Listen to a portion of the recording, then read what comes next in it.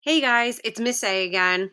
I just want to start out this week's video with a little reminder that you guys are essential. I know all of our essential workers right now, like the people who are delivering our packages in our mail every day, people out there cooking food and helping out their communities, doctors, nurses, all of these people who have been deemed essential workers are getting so much attention, and it is well deserved and much appreciated. But I don't want you guys to lose sight of how essential you guys are. You're doing a great job.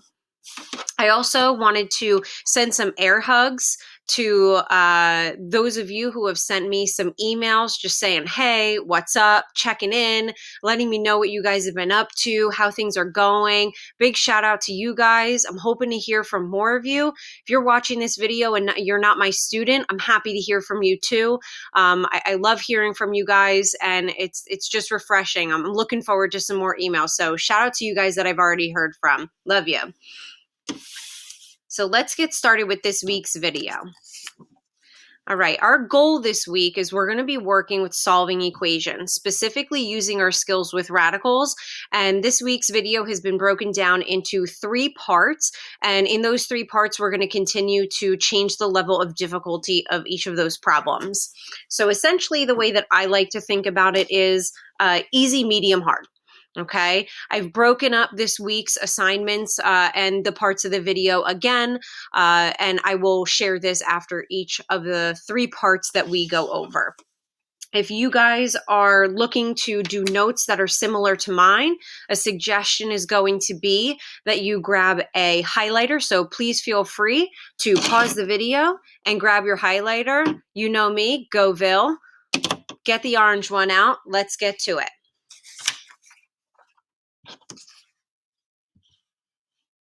All right.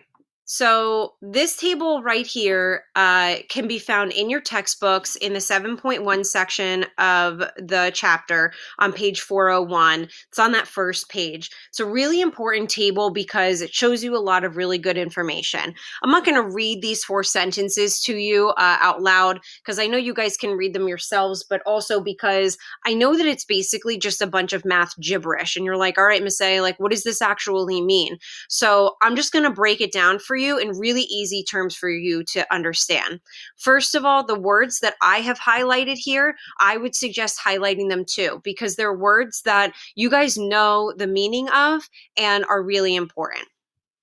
So I'm going to explain these sentences by looking at examples. So for instance, this first sentence right here is talking about odd numbers and how many roots you end up getting.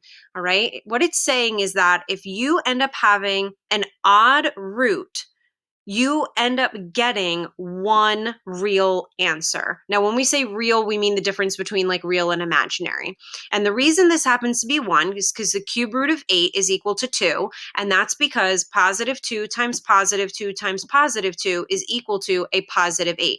It is not an option for this to be negative 2. Okay, I know sometimes you guys might be thinking back to previous chapters and being like, well, Miss A, sometimes we put a plus or minus sign out front. Okay, well, that's not for the odd ones. That was for the even ones when you guys were doing square roots. All right, that's like example number 2. Statement number 2 is talking about when your index is even, when your root is even. And remember, when it's not there, it's a square root. So the square root of 4 is equal to positive or negative 2, because again, positive 2 times positive 2 is positive 4, and negative 2 times negative 2 is still positive 4. So we do have technically 2 answers here. We need to make sure that we let everybody know about it. This statement here, which I did not number, was just pointing out an obvious fact that we all know, because as mathematicians, we like to be very specific. You know, when we have a math fact that proves to be true again and again, we want to write it down to make it official. And it's just saying that it doesn't matter what root you take of the number 0, you're always going to get 0. So the square root of 0 is 0, the cube root of 0 is 0, the fourth root of 0 is 0. Doesn't matter what it is, it's always going to be 0, because 0 times itself as many times as you please will never change. It will always be 0. This third statement here, though, is really important because it's saying if you're taking the even root of a negative number, Okay, that's when you're going to get an answer that's not real. What does it mean to not be real? It means to be imaginary. For instance, when you take the square root of -9, you're going to get a positive or a negative 3i. So in this case, since we have an imaginary answer, it means that we have no real roots. When you guys are going to be solving with radicals, they're always going to be concerned about the real roots, not the imaginary ones. So yes, guys, you finally get a break from imaginaries because when you see them, you are allowed to say no real roots. In your vocabulary notebooks that I asked you guys to do, I know my students, maybe not all students, but I asked you to look up the definition of extraneous solutions because this is something that is going to make us check our work. Yes, I know we love checking our work, don't we? And guess what? You guys get to do it every time this time around. So what is an extraneous solution? Look at the first word that you notice as part of this word here, extra, right? It's unnecessary. It's extra. That's what I like to think about when I see the word extraneous. What it really means is that it's a false solution. Sometimes this happens when you raise both sides of an equation to the same power. You end up getting this little like extra piece of information that actually isn't true. And it's just because of our algebra. It's like this weird blip that kind of happens. So I gave you guys an example. If we wanted to solve the square root of x is equal to -1, I would first need to get rid of this square root symbol by squaring both sides because squaring and square rooting cancel. And then what would happen is I would get a plain old x over here, and -1 times -1 is +1. But if I plug that back in to the original problem and I take the square root of 1, I get a +1. That is not equal to -1, which means that this is a false solution, or let's be a little fancy because we are mathematicians, it's an extraneous solution. All right. So there's going to be two kind of confusing things that are going on here. When you are solving, you are going to take into account how many solutions you get. Maybe you get one solution, maybe you get more than one solution, but you need to take into account all possibilities here. When you are checking your work, you are only simplifying. And when you are simplifying, you are not taking into consideration multiple solutions because the rule is in math, when you simplify, you take the positive answer. When you solve, you have to think of everybody.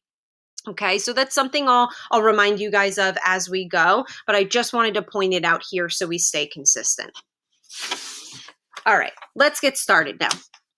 These are the easy level problems, part 1, right? They're going to ask you to solve for x. And I did things a little differently this time where I actually wrote out my work beforehand, and I would like you guys to let me know what you think as we go through, okay? So if I wanted to solve this first problem, the first thing I need to do is I have to get this radical by itself because that's just the order of operations. Remember, PEMDAS, right? Or as my students know, GEMDAS, because PEMDAS is just the baby version of GEMDAS. P stands for parentheses. G in GEMDAS stands for grouping symbols, meaning anything that acts like a grouping symbol, aka your parentheses, gets treated just like parentheses. This radical sign is taking control of these two terms. It's holding them inside, which means that it's acting like a set of parentheses. It is a grouping symbol. So it means I need to get this by itself first. So this 19 has got to go. So I subtracted it over to the other side. Now my radical's by itself. If I want to get rid of this square root, I'm going to have to do the opposite of square rooting, which is squaring. Remember, these are inverse operations. You can also think about this. This is why this is in this chapter, that the square root is really the 1/2 power, right? So all of this is being raised to the 1/2 power. How do I get rid of 1/2? Using the number 2 when I multiply because they're reciprocals of each other.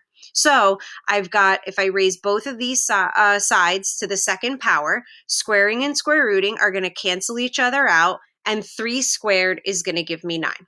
So I have no more grouping symbol, and now this just becomes a linear equation, just like back in good old Algebra 1. I'm going to subtract the 13 to the other side, and I get a -4. Now remember, we can get extraneous solutions, so we need to make sure that we check our work. And I wrote you guys a little note here. Remember, when we are checking our work, you simplify your radicals, so we're only using the positive version when we get there. All right, so I plug -4 back into all of the x's that exist in my original equation, so just right here, and I need to take care of what's inside of this grouping symbol first. So -4 and a +13 make 9. The square root of 9 is going to give me 3. And guess what, guys? 3 plus 19 is 22. So this answer is true. There are no extraneous solutions here. We have x is equal to -4 as a final answer. All right, let's take a look at another example. Same setup here, one more step because now x has a coefficient. Let's see what we've got. Again, I need to get this grouping symbol by itself. So I'm going to subtract 2 over to the other side, and I'm going to get a 2. Now that it's by itself, how do I get rid of square rooting? I square.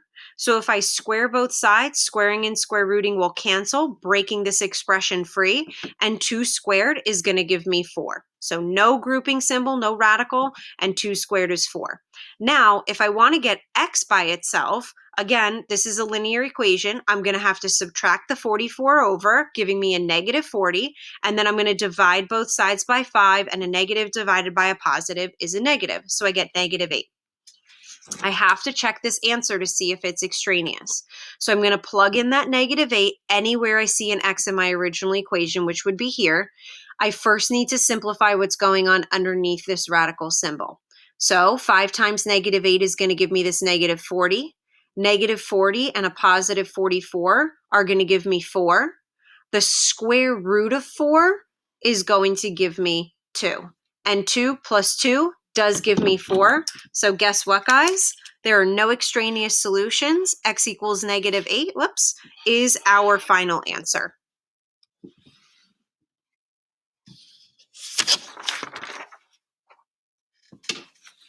This concludes part 1 of the video. If you guys are good to go, my suggestion is that you log into Delta Math and you do the assignment that's labeled Radical Equations Level 1.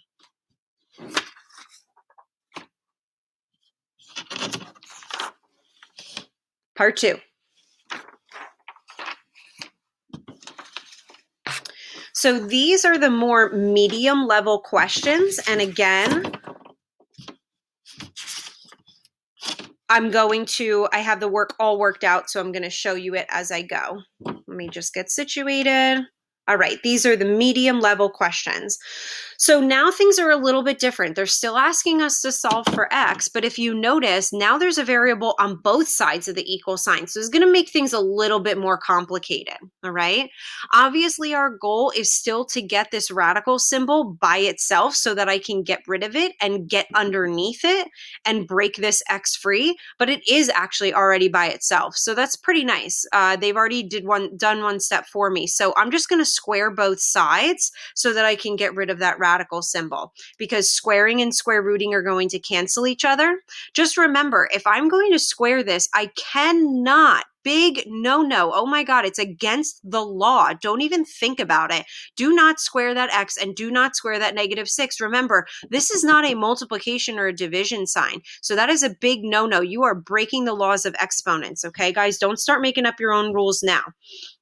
So now, if I go ahead and I square both sides, that breaks this expression free of this radical, because squaring and square rooting cancel, but I have to write this out twice, remember. That's what the power of 2 is trying to tell me. The same thing being multiplied by itself more than one time, specifically twice in this case. So x minus 6 times x minus 6. So guess what, guys? It's your good old-fashioned friend, FOIL. You got to FOIL this one out, all right? FOIL it out. You're going to end up getting x squared minus 6x plus 36. Obviously, we could do a little bit of combining like terms here, so that's what I'm going to do. Now that I have combined like terms on the right side, I'm noticing I have like terms. I have x's on both sides. I have constants on both sides. So you know what I'm going to do is I'm going to add this x here, and I'm going to subtract this 6 here so that I have everybody on one side, leaving me with a 0 on the other side. And I rearranged it. Oh, I'm letting you in on the secret here. I rearranged it so the 0 was on the right because I know that's how we like to look at it. So it's x squared. When I add the 1x, I get a negative 11x. When I subtract this 6, I get a 30 equals 0. And how do we solve equations where the highest exponent is 2? We factor. Get that x method out, baby.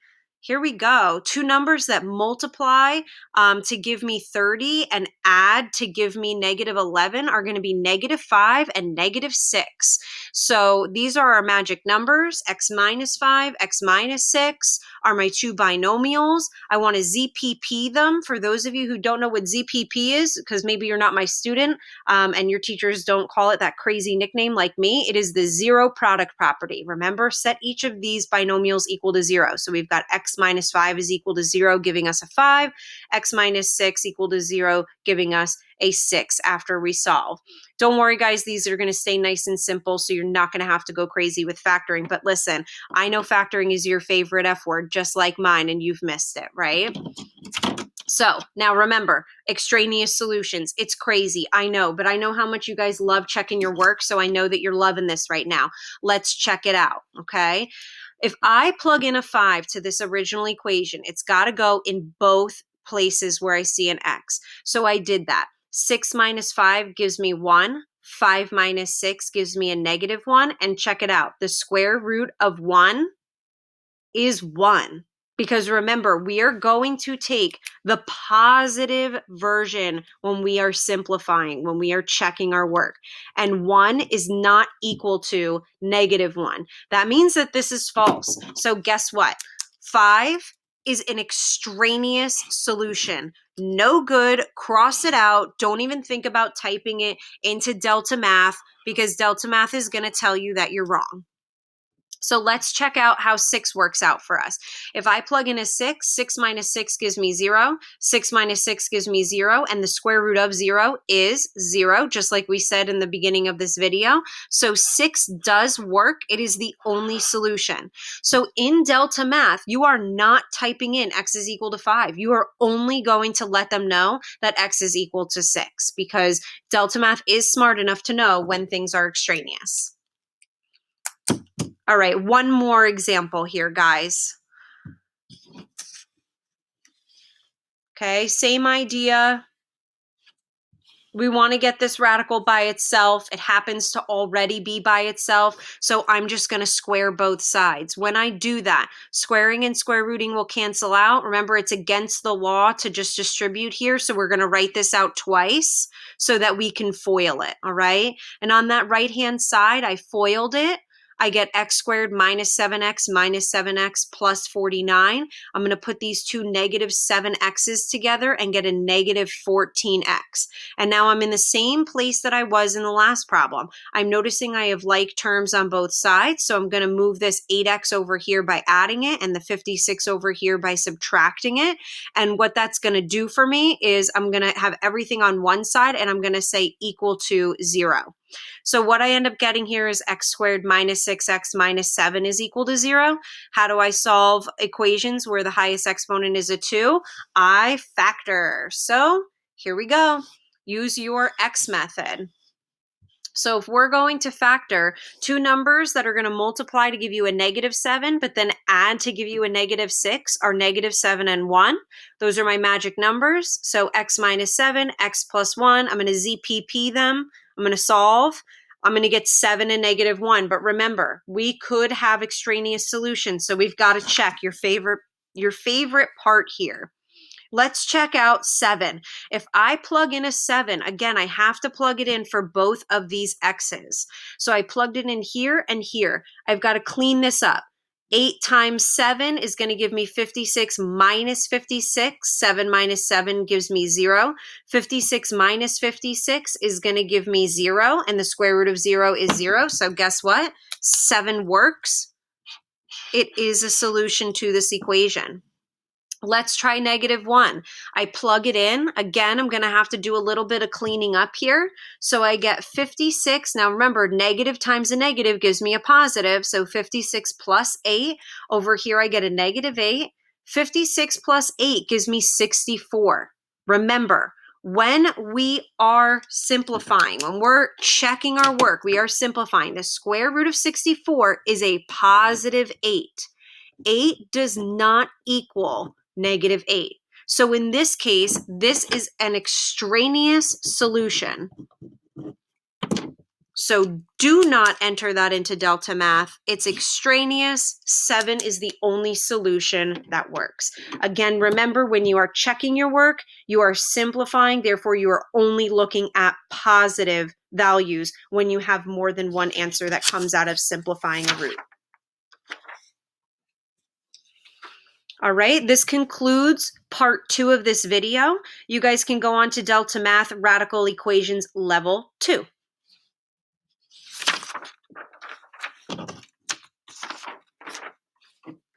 Part 3.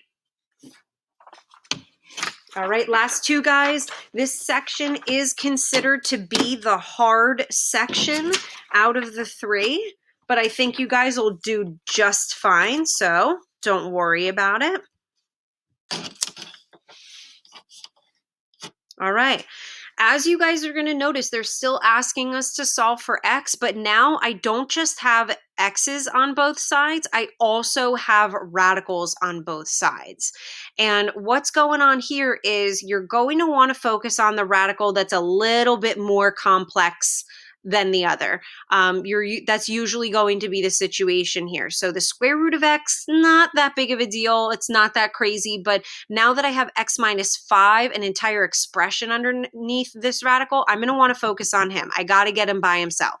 Luckily, he already is. So I'm just going to go straight into, let's just get rid of that radical. So we're going to go into squaring mode. Okay, I'm going to square both sides. Again, that is going to cancel squaring and square rooting, but over here, remember, I have addition or subtraction going on, so it is illegal to distribute here. I have to write it out twice, and I've got a FOIL.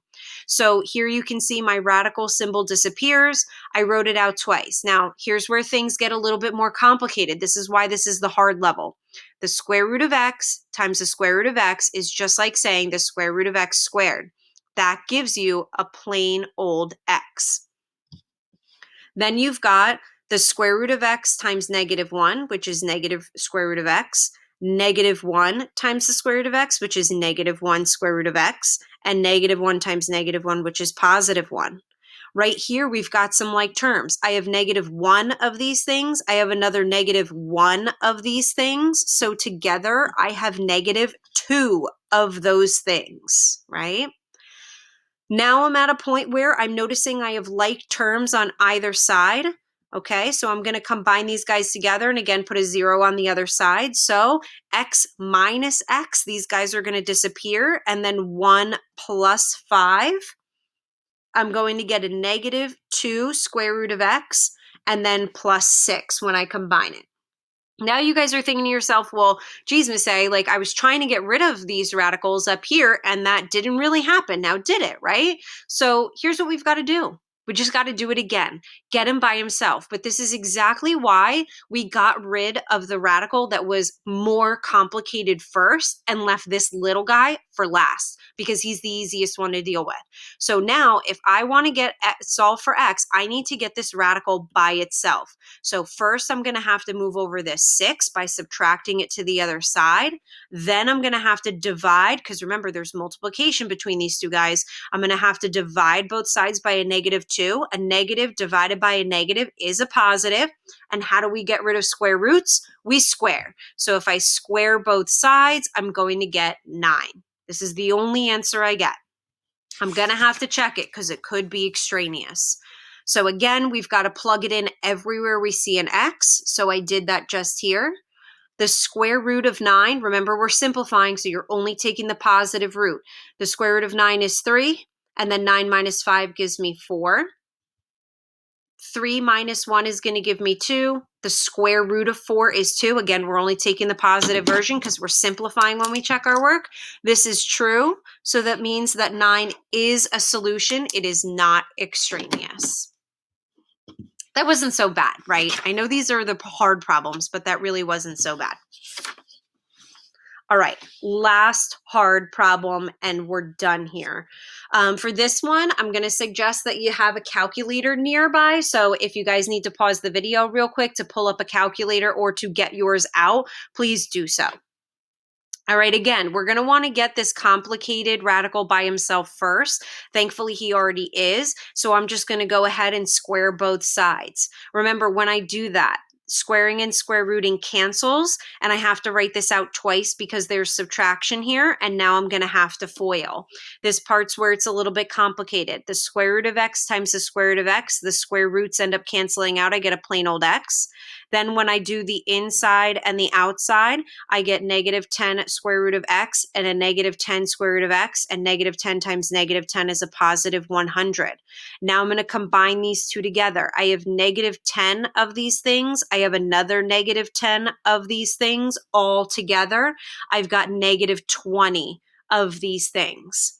Now I'm noticing I've got some like terms that I'm going to combine. I'm going to move these guys over. X minus x, those guys are going to disappear, and 100 plus 6 is going to give me 106. And now we're in that same awkward position that we were in the last problem, right?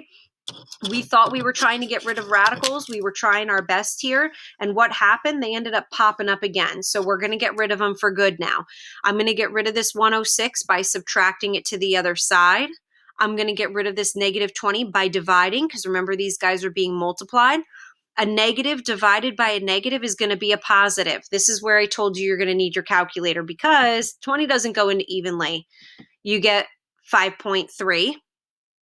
And then you have to take, and then you have to get rid of this radical that's over here. So we've got to square both sides. And when you square it, you get 28.09. Now listen up, guys. When you get a decimal here or you get a decimal here, some of us, we get a decimal answer, we freak out, it's the end of the world. It means that this question is either impossible, it's wrong, or you were wrong, right? Not true. Be confident in yourselves. Decimals are answers too. They get pretty upset when you ignore them. So we've got this 28.09. Let's give it a check.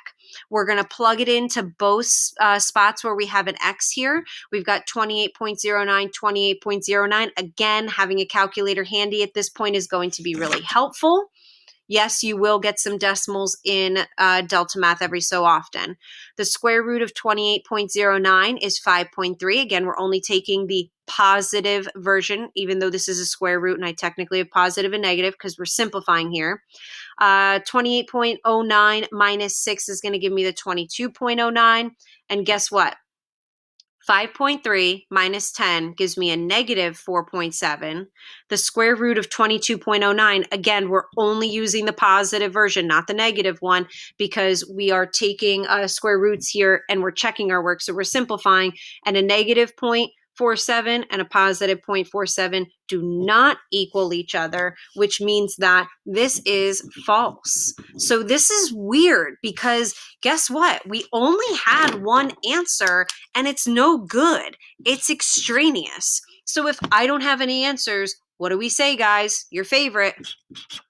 No solution. So this guy has got no solution, nothing, nada. Yes, this can happen. Decimals can happen in Delta Math. No solution can happen in Delta Math. It is okay if that happens. If you're having trouble with that, let myself or your teacher know. No big deal.